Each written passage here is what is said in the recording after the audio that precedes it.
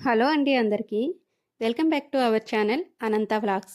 పిల్లలు బాగా చదువుకోవాలి అంటే తల్లిదండ్రులు చేయాల్సిన పనులేంటి? ఈ టాపిక్‌తో మీ ముందుకు వచ్చానండి. క్రమశిక్షణ ఉంటే ఆటోమేటిక్‌గా చదువు అబ్బుతుంది అని అంటారు కదా! ఆ మాట 100కి 100 పాళ్ళు నిజమండి. డిసిప్లిన్ ఉంటే ఆటోమేటిక్‌గా స్టడీ కూడా బావుంటుందండి. ఎందుకంటే క్రమశిక్షణలో భాగమే చదువు. అందుకనే అన్ని స్కూల్స్‌లో కూడా పిల్లలకి ముందు డిసిప్లిన్ నేర్పించాలని ట్రై చేస్తూ ఉంటారు. సాధారణంగా కొంతమంది పిల్లలు మార్నింగ్ లేవడానికి మారం చేస్తూ ఉంటారు. బ్రష్ చేయడం, బాత్ చేయడం చాలా భారంగా ఫీల్ అవుతూ ఉంటారు.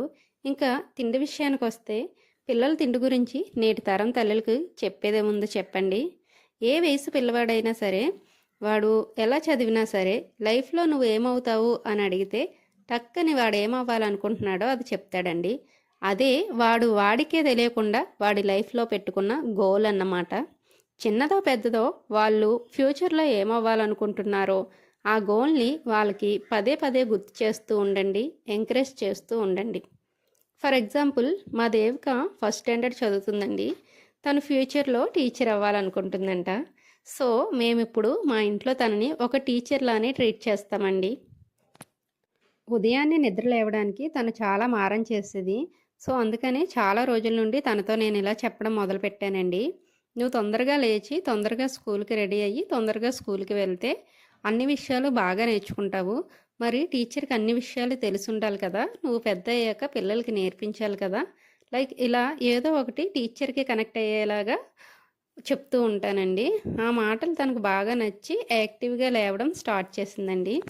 చాలామంది పేరెంట్స్ చేసే తప్పేంటంటే, పిల్లల్ని నిద్ర లేపేటప్పుడు స్కూల్‌కి లేట్ అయిపోతుందనే తొందరలో చాలా చిరాకు పడుతూ, చీవాట్లు పెడుతూ లేపుతూ ఉంటారండి. సో, దయచేసి అలా చేయకండి. వాళ్ళని ముద్దు చేస్తూ, వాళ్ళకి నచ్చిన మాటలు చెప్తూ నిద్ర లేపండి. అప్పుడు వాళ్ళు హ్యాపీగా నిద్రలేస్తారు, హ్యాపీగా రెడీ అవుతారు కూడా. నేను చెప్పేది బాగా చిన్న పిల్లల గురించండి.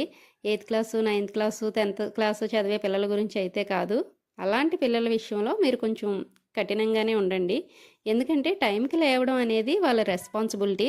అది బ్రేక్ చేస్తే మట్టుకు ఒక మగ్గుడు నీళ్ళు తెచ్చి మొఖం మీదకి వేయండి. వాళ్ళే లేస్తారు. ఇకపోతే పిల్లల్ని రెగ్యులర్‌గా స్కూల్‌కి పంపించడానికి ట్రై చేయండి. ఇన్ టైమ్‌లో స్కూల్‌కి వెళ్ళేలా ఎంకరేజ్ చేయండి. ఎవ్రీడే స్కూల్‌కి వెళ్ళేలా ఎంకరేజ్ చేయండి. ముఖ్యంగా తల్లిదండ్రులు గుర్తుంచుకోవాల్సింది ఏంటంటే, ఈరోజు మీ పిల్లలు రెగ్యులర్‌గా ఇన్ టైమ్‌లో స్కూల్‌కి వెళ్తేనే రేపొద్దున్న రెగ్యులర్‌గా ఇన్ టైమ్‌లో ఆఫీస్‌కి కూడా వెళ్తారండి. కొంతమంది పేరెంట్స్‌ని చూశాను. వాళ్ళు యాక్టివ్‌గా ఉండరు. వాళ్ళ పిల్లల్ని యాక్టివ్ చేయరు. వాళ్ళు బద్ధకంగా ఉండి వాళ్ళ పిల్లలు కూడా బద్ధకస్తుల్లా తయారు చేస్తారండి. ఏదైనా మెడికల్ ఎమర్జెన్సీ వస్తే తప్ప చిన్న చిన్న కారణాలకి స్కూల్‌ని మాన్పించకండి. చిన్న చిన్న కారణాలకి స్కూల్‌కి లేట్‌గా పంపించకండి. ఇంకా డిసిప్లిన్ గురించి పక్కన పెడితే మీ పిల్లల చేత ఏం చదివించాలి? ఎలా చదివించాలి?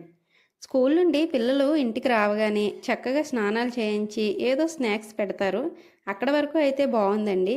ఆ తర్వాతే పేరెంట్స్ రాంగ్ స్టెప్ వేస్తున్నారు. వెంటనే పిల్లల్ని హోంవర్క్ చేయమంటారు. లేదా ట్యూషన్‌కి పంపించేస్తారు. కానీ ఎంతమంది పేరెంట్స్ స్కూల్లో జరిగిన విషయాల గురించి పిల్లల్ని అడిగి తెలుసుకుంటున్నారు?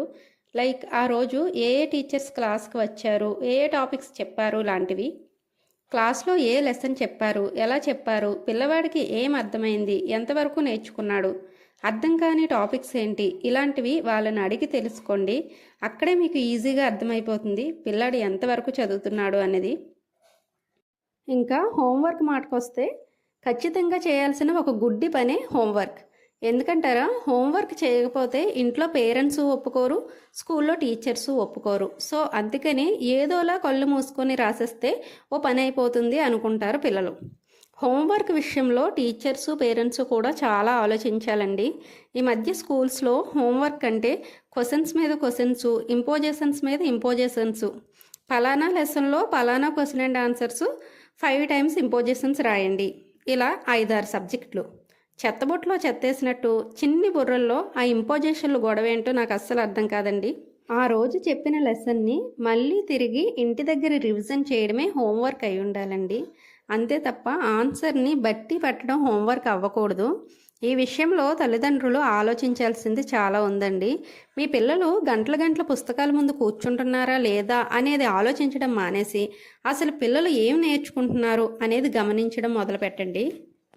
ఎంత బాగా చదివే స్టూడెంట్ అయినా సరే ఏదో ఒక సబ్జెక్ట్లో డల్‌గా ఉంటాడండి. సో అలాంటప్పుడే తల్లిదండ్రులు కొంచెం చొరవ చూపించాలి. పిల్లాడు ఏ సబ్జెక్ట్లో డల్గా ఉన్నాడో అనేది అబ్జర్వ్ చేసి ఆ సబ్జెక్ట్ని వాడు చదవడానికి హెల్ప్ చేయాలండి.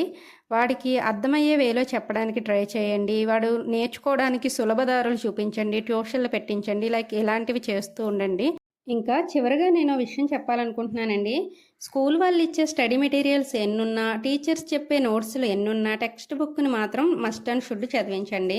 టెక్స్ట్ బుక్ చదవడం అలవాటైన వాడు భాష నేర్చుకుంటాడు, స్పెల్లింగ్ మిస్టేక్ లేకుండా రాయగలుగుతాడు, అనర్గళంగా చదవగలుగుతాడు. పిల్లాడు ఎంత తెలివైన వాడైనా సరే వాడు ముందు ఎగ్జామ్లో సరిగ్గా రాయగలగాలి. అలా రాయాలి అంటే ప్రతిదీ చదవగలగాలి. టెక్స్ట్ బుక్ చదవడం అలవాటు ఉన్న వాళ్ళు ఈజీగా ఏదైనా చదవగలుగుతారు, రాయగలుగుతారు. తర్వాత other subjects like abacus, Vedic maths, computers, spoken English లాంటివి కూడా పిల్లలకి చిన్నప్పటి నుండి నేర్పిస్తూ ఉండాలండి. సో డిసిప్లిన్గా ఉండడం, రెగ్యులర్గా స్కూల్కి అటెండ్ అవ్వడం, చదువుతూ అర్థం చేసుకుంటూ హోంవర్క్ చేయడం, రాని సబ్జెక్ట్ని ఇంప్రూవ్ చేసుకోవడం, టెక్స్ట్ బుక్ని చదవడం, ఇలా నాకు తెలిసినంత వరకు కొన్ని టిప్స్ అయితే ఈ వీడియోలో షేర్ చేశానండి. ఇంకా పిల్లలకి సంబంధించి ఏవైనా క్వశ్చన్స్ మీరు అడగాలనుకుంటే నాకు కామెంట్ బాక్స్లో రాయండి. నాకు తెలిసినంత వరకు మీ క్వశ్చన్స్కి ఆన్సర్ని, ప్రాబ్లమ్స్కి సొల్యూషన్ని వీడియోస్ ద్వారా అందిస్తాను. నేను చెప్పిన విషయాలు మీకు యూస్ఫుల్గా అనిపిస్తే వీడియోని లైక్ చేసి ఛానల్ని సబ్స్క్రైబ్ చేయండి. మీకు ఎలాంటి వీడియోస్ కావాలో కామెంట్ బాక్స్లో మెన్షన్ చేయండి, తప్పకుండా ట్రై చేస్తాను. మళ్ళీ వస్తాను మరో వీడియోతో. అంతవరకు సెలవు, మీ అనంత.